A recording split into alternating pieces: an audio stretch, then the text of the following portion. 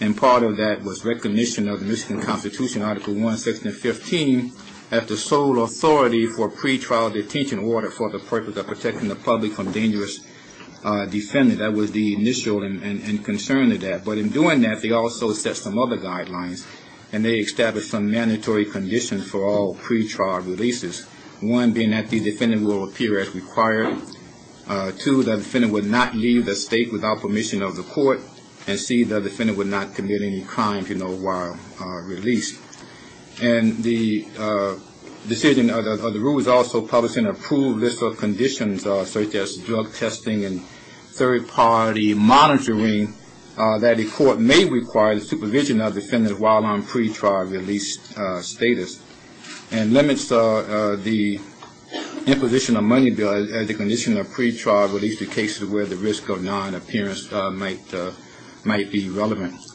Also, MCR 6.106 reiterates the requirement that a statement of reason be articulated in bail decisions that require pretrial custody and in cases where release conditions include money bail, and also creates a new custody order for these statements of reasons. Further, MCR 6.106 prohibits the factors relating to race, gender, economic factors, and other impermissible criteria be used as reasons for a bail decision. And in terms of this, and this also what we're talking about today came out of that those modifications of the rule, it resolved the controversies about the modification of prior release decision. A, it resolves that prior to the arraignment on the information, that a finding of a substantial reason be made before modifying a prior release decision. Also resolves that at the arraignment on the information and afterwards, that the court having jurisdiction of the defendant may make a de novo determination of bail on its own initiative. Also, and further resolved that the standard for modification of a prior release decision made by a court having appellate jurisdiction, as this court here has, be a finding that the prior release constitutes an abuse of discretion. I don't think that there is any significant disagreement on what the rule requires. The difference is whether and what was done yesterday put this in the vein of a arraignment or appellate decision or hearing before the arraignment process, or one that technically takes this as an arraignment process. The former would allow that I have to make a substantial final reason and find that it constitutes abuse of discretion. The latter would indicate that I could have a de novo, hearing.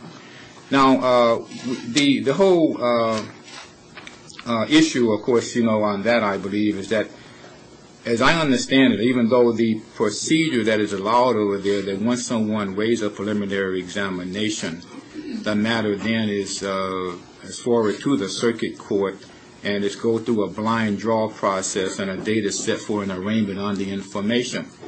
Technically speaking, we have not had that arraignment on the information, regardless of what anyone may say. As I understand the clear ruling, the clear implication of the rule is that it particularly makes a distinction between a matter before arraignment on the information and the matter after arraignment on the information. And it basically makes that distinction prior to arraignment on the information. So I think that's where the distinction lies. It's not a matter of whether or not the matter, technically speaking, was moved to this court when the preliminary exam was waived. The wording of the statute of the rule is prior to arraignment on the information and before arraignment on the information. So since he has not been arraigned on the information, I rule and find, according to the rule, that this matter is under the provision of MCR 6.106H1, where there is a requirement that the reviewing court, this court, as the wording says, the reviewing court may not stay, vacate, modify, or reverse the release decision except on finding an abuse of discretion. So that's where we are with this now, and I hear both sides, particularly starting with the defense, since it's your motion, as to whether or not there is an abuse of discretion. And understanding that this become more of a legal argument as to whether or not the mayor strike that when when Judge Giles, changed the defendant's status yesterday, what was done on that record and within that record, and nothing else, is to be brought before me in terms of any other factors about bond. It's strictly an abuse of discretion argument. I hear the defense on that. Again, may it please this honorable court. Your Honor, I want to begin and say that I'm going to be very brief because I understand your schedule, I understand how busy you are, and I hope that my brevity here today will not indicate that I don't feel strongly. Sir, please understand something, okay? Yes, sir. It's Friday. I have a lot to do. I had a lot to do yesterday. Yes, I'll be here all day today. If I had to be here during my lunch break, as I often will, I'll do that. I'll be here later than 5 o'clock if I have to be. So if it takes whatever time it takes, do it. I do not want anyone to say that this was not a fair hearing for any kind of reason. Go ahead. Oh, I believe that. Let's move on, please. Okay? Now, I'd like to begin, and I think the proper place to begin is what you said, and that is with the law and abuse of discretion. In looking at the law, as you well know, because you have done a study of this, it's already obvious, and you probably already know it through 20-something years of being on the bench, that in our brief that we cited, and as you well know, the Michigan court rules and the Michigan Constitution clearly provide for the result of what should take place with regards to a person who violates conditions of release. Now, I specifically cite to you, if I can, Michigan Court Rule 6.106B1 in conjunction with 6.106G2B, please, sir.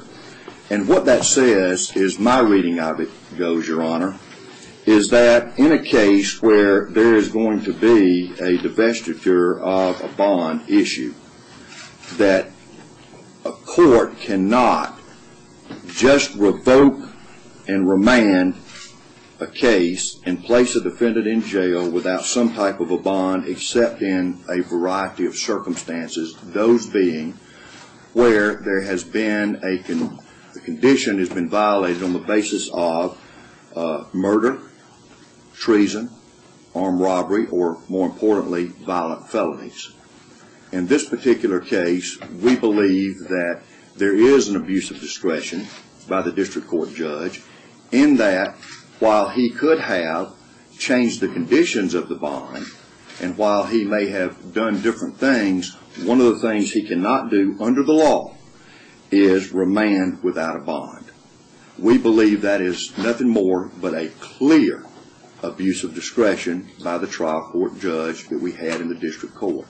Let me ask you this, Please, sir. You're, if I understand it correctly, you're saying unless there's those murder, treason, or those situations that, unless you have that initially, that there cannot be a remand without any kind of bond, unless you have those prerequisites, those conditions. That's correct, sir. Okay. My reading of those two statutes is correct. All right. I know you want to get to it, hopefully, and I'll let you develop your argument, but what of a situation where the judge has set the bond in compliance with the conditions of the rule, and there's a progression of circumstance that lead that judge to reconsider that because of the person's conduct? Does that change that mix or that equation? No, sir. What it does is, let me explain this to you. In my reading of this particular statute, which I have seen in other jurisdictions as well, this is not an unusual statute, is when you're not dealing with a violent felony, what the rules say is a judge can change conditions, can change a bond amount.